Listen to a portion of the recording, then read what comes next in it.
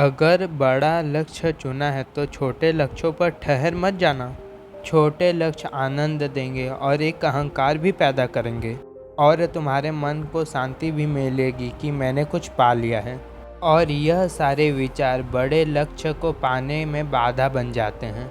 अगर आपने बड़ा लक्ष्य चुना है तो उसे पाने के लिए छोटे मोटे लक्ष्यों पर ध्यान मत देना, क्योंकि अगर तुम छोटे लक्ष्य से प्रभावित हो गए तो तुम अपने अंतिम लक्ष्य पर कभी नहीं पहुंच पाओगे। यह कहानी आपकी मदद करेगी आपके लक्ष्य को पाने के लिए।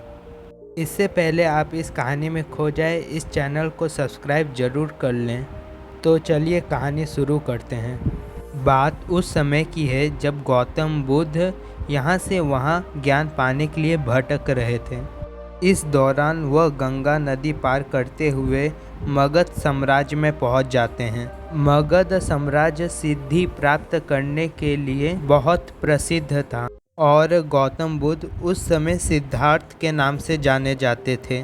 वह भी इसी खोज में थे कि जन्म मरण से प्राप्ति कैसे मिल सकती है।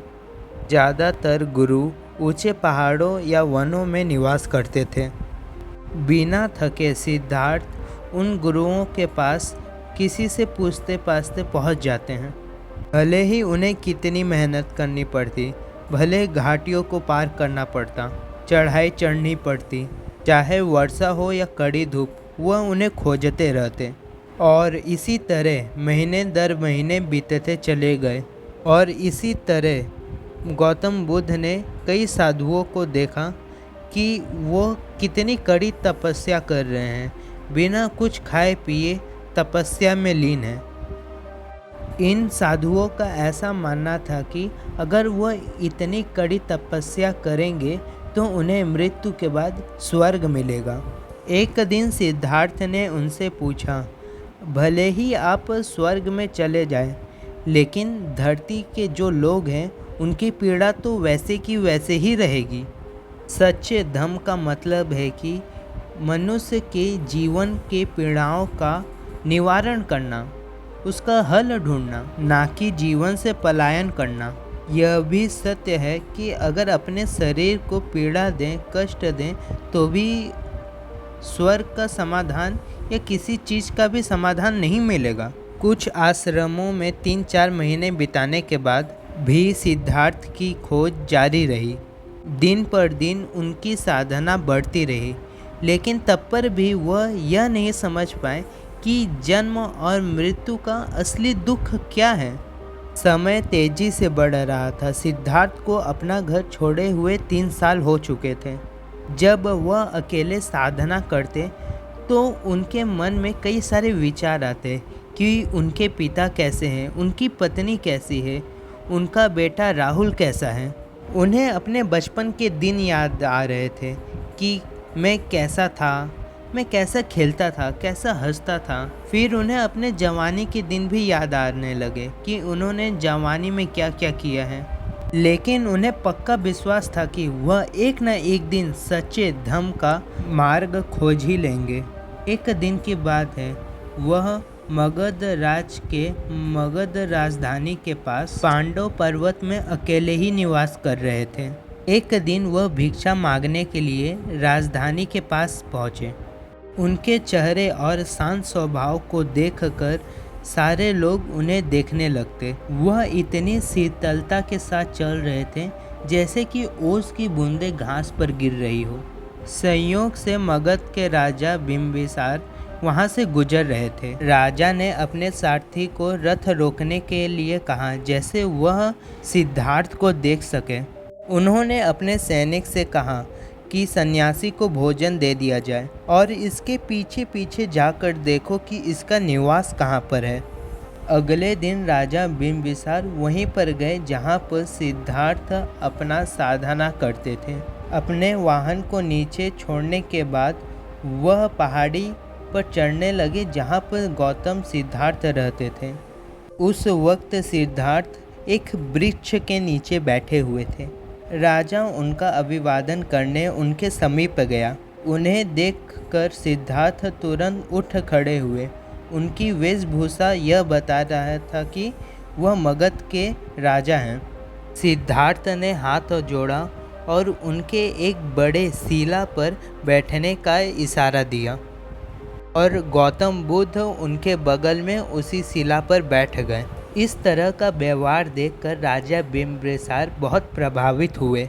उन्होंने कहा, मैं मगध साम्राज्य का राजा हूँ। मैं आपको अपने महल में ले जाने का प्रस्ताव लेकर आया हूँ। मेरी अभिलाषा है कि कुछ समय आप मेरे साथ बिताएं। आप मुझे वह शिक्षा और वह ज्ञान दें जिससे मेरा कल्याण हो। मुझे पूरा विश्वास है कि जब आप मेरे साथ होगे तो मगध साम्राज्य शांति से और खुशीपूर्वक रहेगा।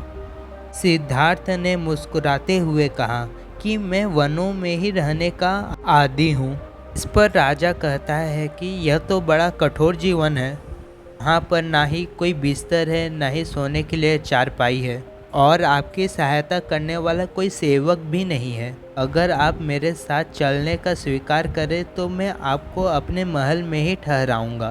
कृपया आप मुझे शिक्षा देने के लिए आप मेरे साथ मेरे राजधानी चलिए। यह सुनकर सिद्धार्थ ने कहा कि महाराज, मुझे महल का जीवन उपयुक्त नहीं लगता। मैं अपने और सभी लोगों के दुख और सभी प्राणियों के दुख के मुक्ति का मार्ग खोजने के लिए मैं जुटा हुआ हूँ। मुझे यह सब खोजने के लिए महल के भीतर रहना उचित नहीं लगता है। यह सुनकर राजा कहता है कि तुम तो मेरे समान ही युवा हो। मुझे ऐसे मित्र चाहिए कि मैं अपने विचारों को खुलकर बता सकूं। जब से मैंने तुम्हें देखा है तब से मैं अपनापन का अनुभव कर रहा हूँ। तुम मेरे साथ चलो, मैं तुम्हें अपना आधा राज्य दे दूंगा। जब तुम बूढ़े हो जाओ तो दोबारा सन्यासी बन जाना। सिद्धार्थ कहते हैं कि आपकी इस उदार हृदयता को मैं धन्यवाद करता हूँ, लेकिन मेरी एक इच्छा है कि मैं ऐसा मार्ग खोज सकूं कि सभी प्राणियों को दुख के मुक्ति का मार्ग मिल जाए। महाराज, समय बहुत जल्दी बीतता है। अगर मैं अपनी इस युवा शक्ति को बर्बाद कर दूंगा तो बाद में बूढ़े होने के बाद मैं खूब पछताऊंगा। जीवन इतना मूल्यवान है कि रोग या मृत्यु कभी भी पकड़ सकता है। लोभ, क्रोध, मोह, माया, दुख, चिंता मेरे हृदय में अशांति व्याप्त है। जब सच्चे धर्म का मार्ग मुझे मिल जाएगा तो समस्त प्राणियों के कष्ट को खत्म करना संभव होगा। अगर आपके प्रति मेरे सच्चे मन की प्रेम की भावना है तो मुझे उस मार्ग पर चलने दें जिस समय से मैं चलता आ रहा हूँ। राजा बिम्बिसार इन शब्दों से और भी प्रभावित हो गए। उन्होंने कहा कि आपकी दृढ़ संकल्प पर मैं और भी प्रभावित हो गया हूँ। हे प्रिय सन्यासी, कि क्या आप बता सकते हैं कि आप कहाँ से पधारे हैं और आपका वंश नाम क्या है? यह सुनकर सिद्धार्थ कहते हैं कि महाराज, मैं सांख्य राज्य से आया हूँ। कपिल वस्तु में राज्य कर रहे राजा शुद्धोधन मेरे पिताजी हैं और मेरी माता रानी महामाया थी। मैं वहाँ का राजकुमार था और सिंहासन का उत्तराधिकारी भी। किंतु सच्चे धर्म का मार्ग खोजने के लिए मुझे सन्यासी बनना था। इसीलिए मैंने अपने पिता, माता, अपनी पत्नी, पुत्र को छोड़कर 3 साल पहले ही चला आया हूँ। यह सुनकर राजा बिम्बिसार आश्चर्यचकित रह गए। तब तो तुम स्वयं ही राजवंश के हो। हे सन्यासी, मुझे आपसे मिलकर बहुत आनंद प्राप्त हुआ। मैं कितना मूर्ख था। अपने राज्य सत्ता को आपको देखकर, लालच देकर आपको अपने पास बुलाना चाह रहा था। कृपया मुझे क्षमा कर दें। मैं आपसे यह जानना चाहता हूँ कि क्या आप समय समय पर आप मेरे यहाँ आते रहेंगे? मेरे यहाँ भोजन का प्रस्ताव स्वीकार करेंगे?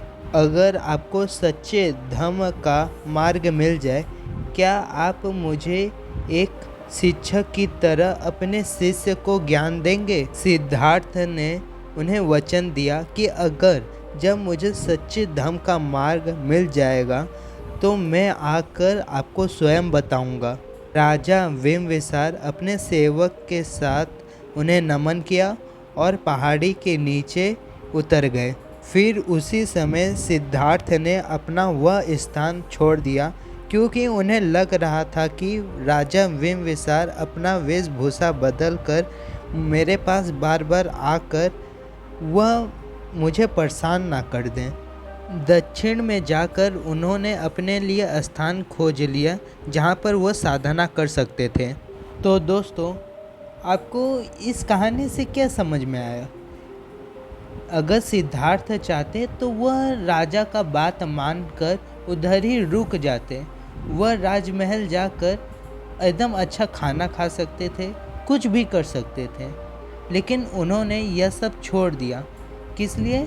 लोगों के दुख के निवारण के लिए। उन्होंने एक बड़ा लक्ष्य रखा था।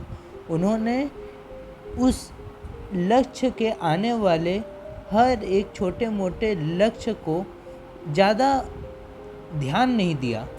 उन्होंने डायरेक्ट ध्यान किस पर दिया? जो उनका सबसे बड़ा लक्ष्य था। अगर वे राजा के प्रस्ताव को स्वीकार कर लेते तो उन्हें क्या बड़ा लक्ष्य मिलता? छोटे मोटे लक्ष्य उतनी खुशी नहीं देते जितने कि बड़े। उन लोग को रोकने वाला छोटा मोटा लक्ष्य है कि मिल गया, छोड़ देते अब, और क्या ही ज़रूरी है। ये आलसीपना है। जो आपने छोटा लक्ष्य पाया वो ठीक है, लेकिन जो आपका असली लक्ष्य है वह पाओ, तब आपको कितनी खुशी मिलेगी वह आप ही जान सकते हैं और कोई नहीं। तो आपको यह कहानी कैसी लगी? अगर अच्छी लगी हो तो इस चैनल को सब्सक्राइब करना ना भूलें, और मिलते हैं अगली कहानी के लिए। तब तक आप अपना ख्याल रखें।